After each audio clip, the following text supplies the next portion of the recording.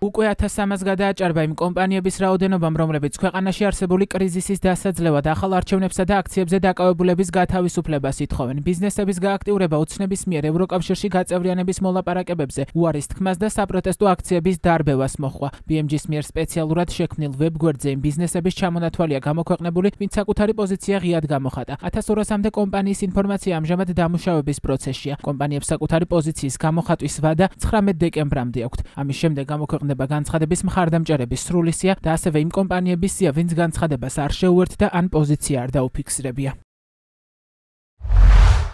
არცებული კრიზისი გაცდა პარტიული პოლიტიკის საზღვრებს და გარდაუვალი სოციალური და ეკონომიკური საფრთხის წინაშე აყენებს ქვეყანას. აუცილებელია ვითარების სასწრაფო დეესკალაცია. დეესკალაციის ყველაზე პრაგმატული გზა არის ახალი არჩევნების დანიშვნა და ბოლო პროცესების დროს დაპატიმრებული ადამიანების ახალ წლამდე გათავისუფლება. ჩვენ ქართული ბიზნესის წარმომადგენლები ვართ რა პასუხისმგებელნი ქვეყნის ბედზე და მის შეუქცევად განვითარებაზე განურჩევლად ჩვენი პოლიტიკური პრეფერენციებისა ხელს ვაწერთ ამ მოწოდებას და განცხადებას.